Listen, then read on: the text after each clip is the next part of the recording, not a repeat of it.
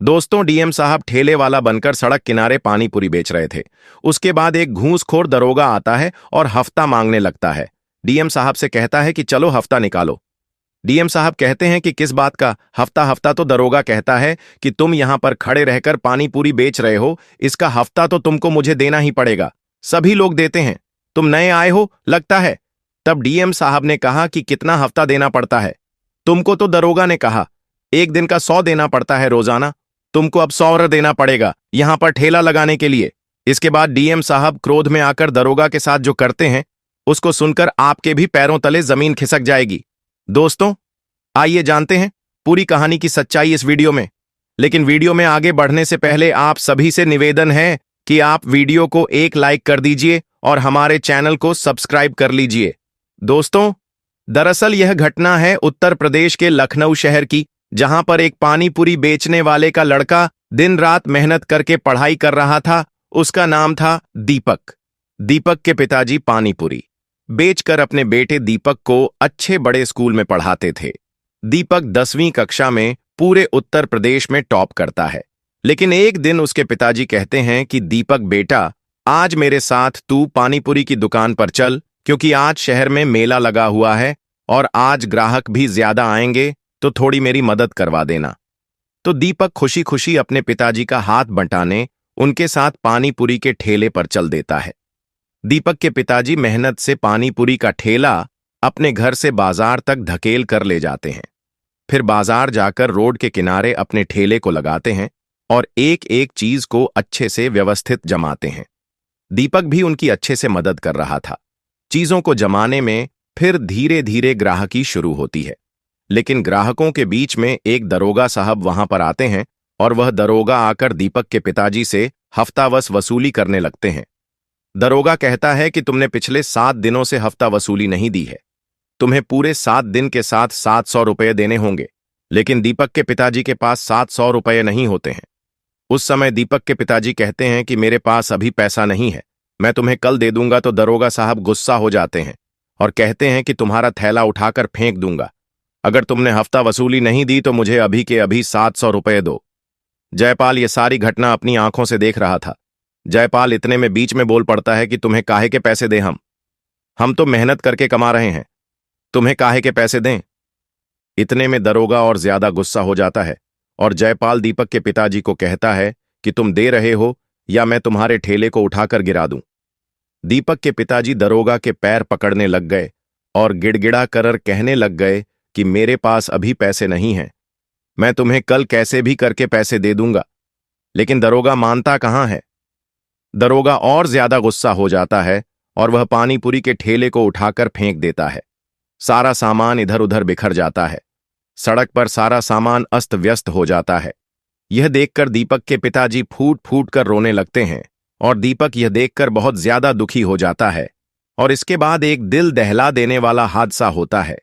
अपमान के बाद जब दीपक के पिताजी घर जाते और चुपचाप रात में सो जाते हैं, जब अगली सुबह दीपक की मां अपने पति को उठाती है तो वह उठते नहीं है। तब दीपक वहां आता है, वह भी कोशिश करता है लेकिन वह नहीं उठते। तब दीपक एक डॉक्टर को दौड़ा दौड़ा जाकर बुलाकर आता है। डॉक्टर चेक करते और बताते हैं कि यह अब नहीं बचे, इनकी मृत्यु हो चुकी है, शायद इनको हार्ट अटैक आया होगा। यह सुन दीपक और उसकी मां पर दुखों का पहाड़ टूट जाता है।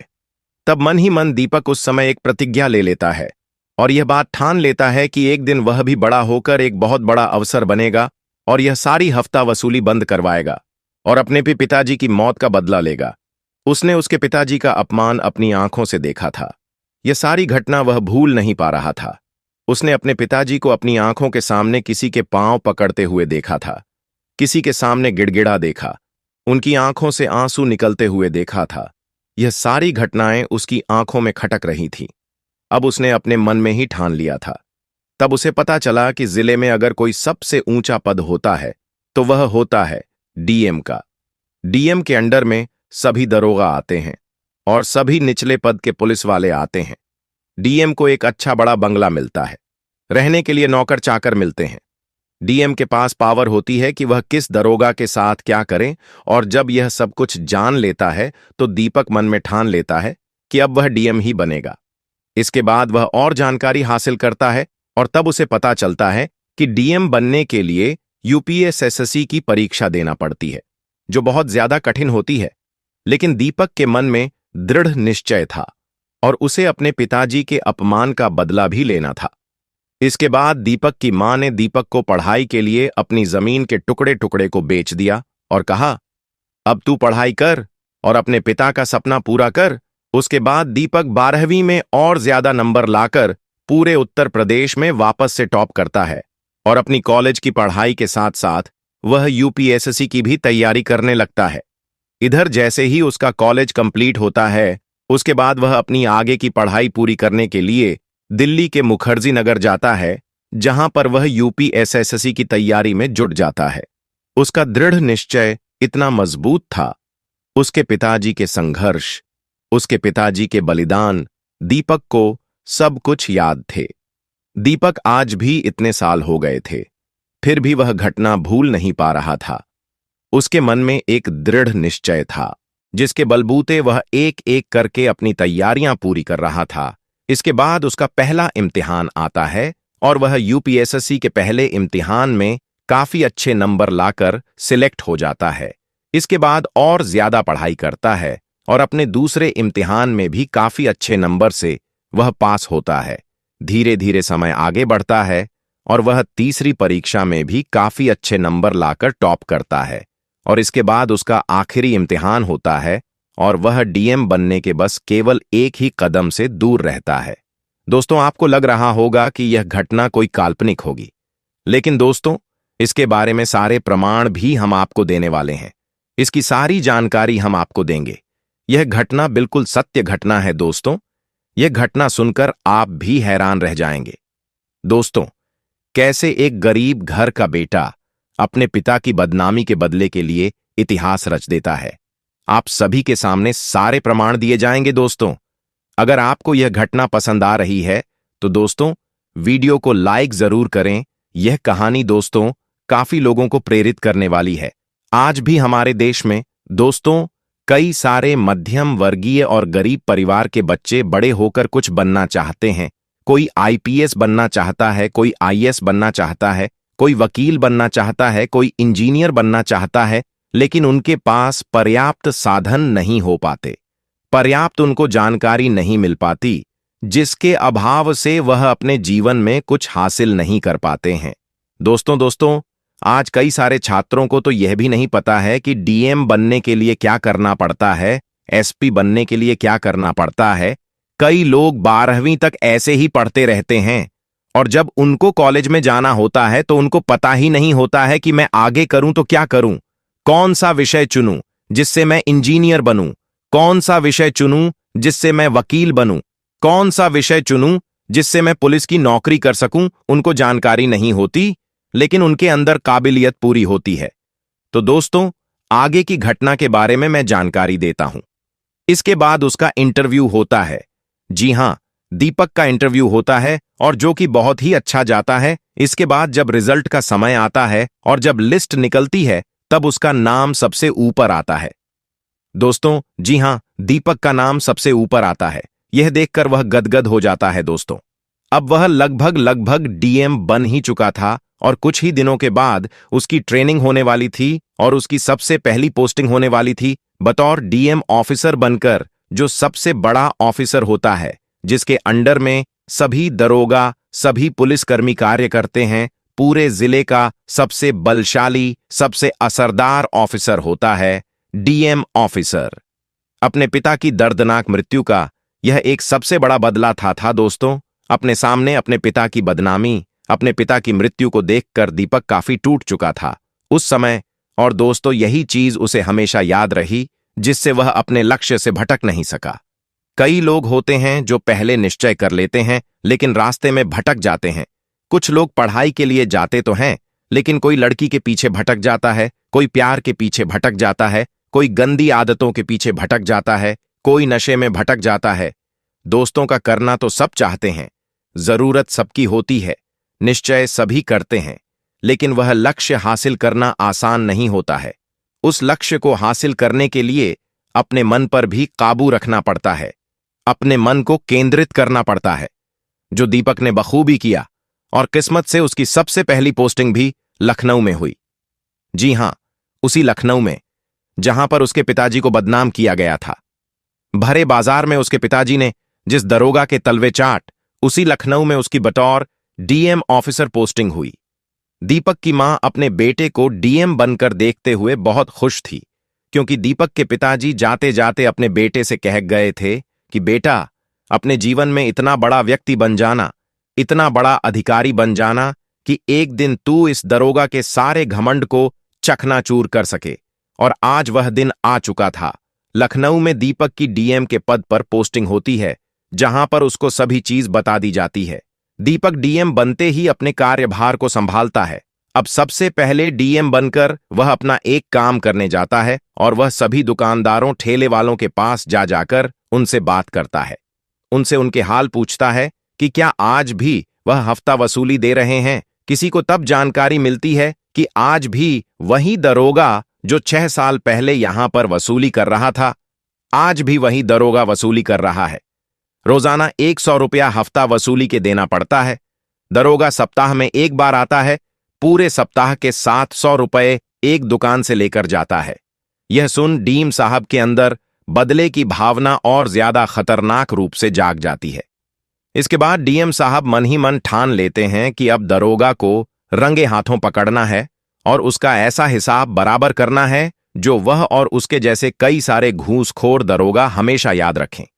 इसके बाद दीपक एक योजना बनाता है और उस योजना में डीएम दीपक अपना भेष बदलकर एक पानीपुरी का ठेला लगाकर वहीं रोड पर पहुंचते हैं, जहां पर करीब 6 सालों के पहले दीपक की आंखों के सामने उसके पिताजी का अपमान किया गया था और उस अपमान के चलते उनको हार्ट अटैक से अपनी जान गंवानी पड़ी।